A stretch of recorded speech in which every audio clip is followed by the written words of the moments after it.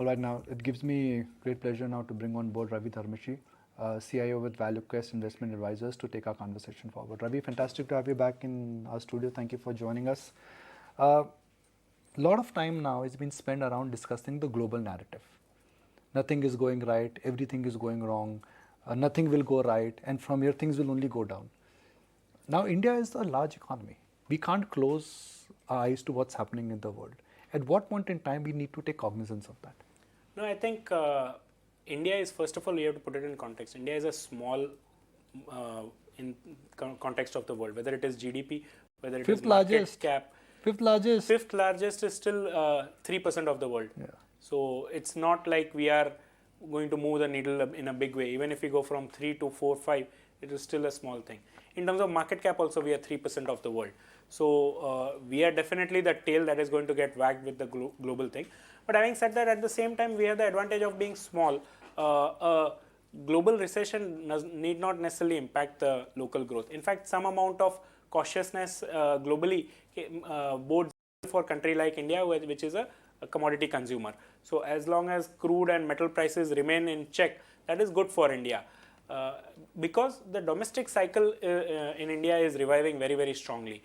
So whether it is capex, whether it is auto CV cycle, whether it is real estate cycle, and you can see from the credit growth numbers, the financial leveraging cycle has just started. So we have been deleveraging for the major part of the last decade, and financials, the banks and the NBFCs are now finally capitalized. They have finally capital for growth. So I feel this is like the best combination there can be in terms of revival of domestic growth. So one of the reasons why we have shown the kind of resilience we have shown is because our domestic cycle is at loggerheads with the global cycle. We are on the cusp of a big takeoff while the world is on the cusp of a big drop. So it is a cross current, but at the same time, I think India will come out unscathed. So a mix of financials and banks is what you're saying is best place to drive this story? So domestic cyclical linked place, whether it is manufacturing, and when I say manufacturing, capital goods, engineering, defense, auto ancillaries, and real estate. And obviously the quasi play on that is the financials. And when I say financials, I'm talking about the banks, NBFCs, basically all kind of lending companies where the balance sheets are in good shape. Most of the NPA cycle is behind us. The cost of fund going up a little bit is a challenge on the margin, but the growth will more than take care of it, is what I believe. So those are the sectors where we are focusing on, and we have aligned our portfolio majorly in favor of those domestic financials, real estate, defense kind of sectors. Ravi, the one space that you track very carefully, and I'm going to come to pharma here, the kind of divergence that you're seeing within pharma, with Lupin on one hand, Cipla at a life high, couple of US FDA approvals off late coming in for a Zydus Life. How do you now maneuver within this pharma space where every company is becoming like a case-by-case special situation story? Yeah. So you're absolutely right. It is not a homogeneous sector, so to say. There are different drivers for each company. Which company is focused more on the biosimilar side, which is the company which is behind in terms of its US FDA problems, which is the company where probably there is a large presence of domestic or rest of the world markets. Those are the areas where some amount of revival is happening. But if you have too much US dependence, especially US generic market dependence, then it is a challenge, because the negotiating power has shifted quite dramatically and structurally over there. Over 15-20 buyers have been consolidated into only 3 buyers, while the number of suppliers have gone from being 15-20 to about 40-50. So there are only 3 buyers and there are 50 suppliers. So the buying power is with those buyers, and they are squeezing the last penny out of the manufacturers based out of India. So everybody's focus is now to move away from the oral solid generic, to move towards biosimilar, to move towards inhalers, to move towards profit pools that are not yet completely commoditized and genericized, and move away from markets like US generic towards maybe emerging markets and domestic markets. So who's best poised amongst the Indian pharma guys to capitalize on this specialization? So I will not give you any names, but clearly, again, I would say inhaler is one opportunity which is long lasting, which is But that Cipla has already capitalized on, right? no, there is still a big pipeline ahead of us. So there is at least, in my opinion, 20-30 drugs are going to go off patent in inhalers over the next 5-7 year period. And that's a large opportunity for a company that is focused on the inhalation space. And it will not only be Cipla, other people will also join the club soon enough, but they have their own woes elsewhere, and that is why this is not yet showing up. And inhalation, see, because it is a profit pool that is not easy, there are entry barriers are very high, because it is a combination of drug as well as a device. It is not only a drug. So those pumps and all that you see, there are patents on that as well. So you have to come up with your own device. So it is not so easy to take away market share over there. So anybody who manages to crack, for them, the profits are going to last for a long period of time. So now that is a sticky profit pool, and where you can get a market share, then your valuations are likely to sustain at a higher level. For I'll look at your recent, and Ravi, by the way, you got a great reputation. You know, every time anything goes wrong on pharma, people say call Ravi. It's become the Dr. Ravi of the office now, right? You know, I would like to disassociate. 5 साल से pharma नहीं चला, मेरे पे pharma सब लोग बोल रहे हैं. आपने बोला था चलेगा. तो घर के अंदर फिर people ask prescription also now. You know inhalers, you know medicines. I am as bad as you are, or was as bad when I started off tracking this sector. It was difficult to pronounce the name of the drugs. It is difficult to know. Is. Yes. But he knows which drug will make money. That is important. Yeah. So see, finally, the building blocks of any business, if you can figure that out, you don't need to know the semantics of that particular sector.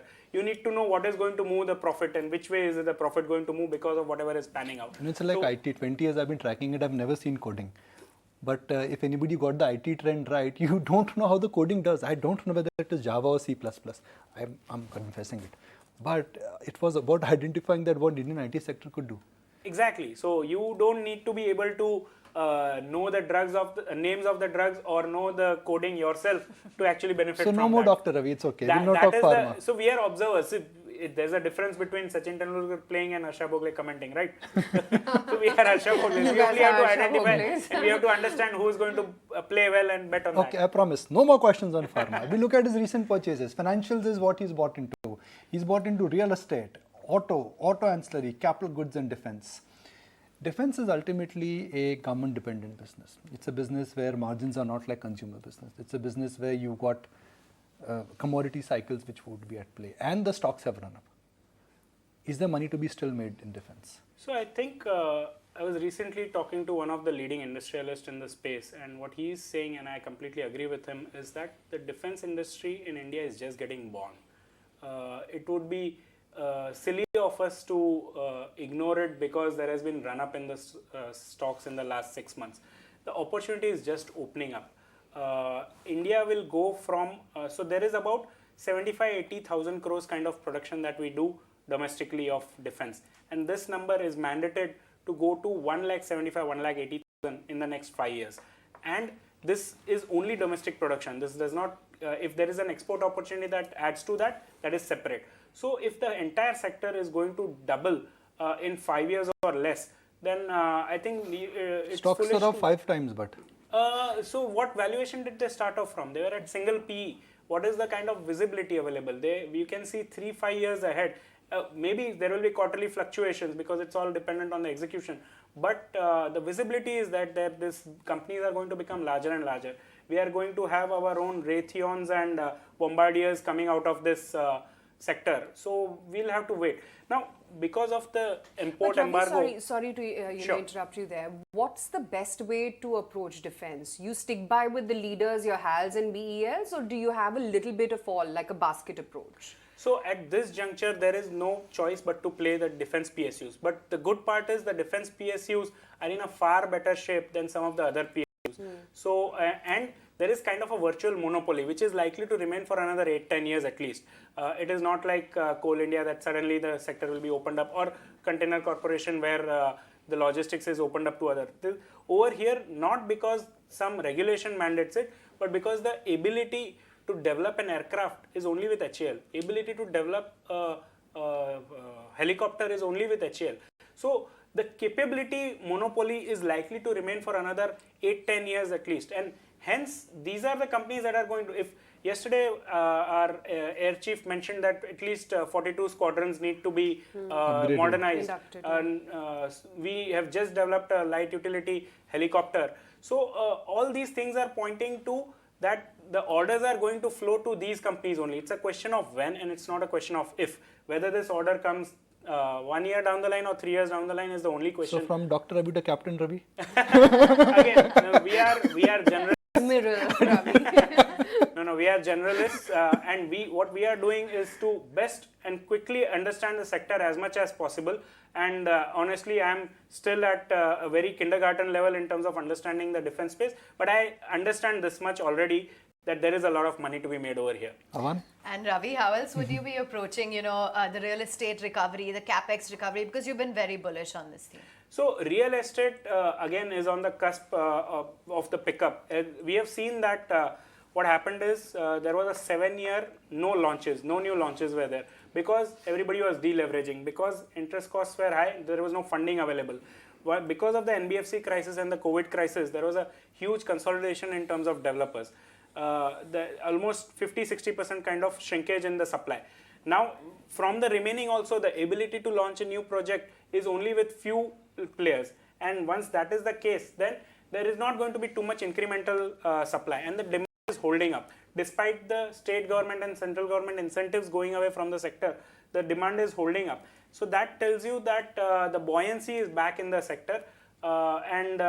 So if that is the case, then there are various ways to place, whether it is financiers, whether it is ancillaries, whether it is developers. And we would definitely like to play this because cycle has just begun 5-6 quarters back, and it is likely to last. Usually real estate cycles last anywhere between 5 and 7 years on the upside, and 5-7 years on the downside. So I think there is still a lot of room to So go for Ravi, I'm going to real put a estate. flash out, and if the flash says that Ravi feels that defense stocks are not a bubble and they still have a long way to go, so I'm going to be right. I definitely feel so. Ravi feels Nowhere close to a bubble. real estate stocks and real estate prices have a long way to go, it'll be right. Real estate prices, I am not so sure. I am not betting on prices going up. I am betting on volume staying buoyant.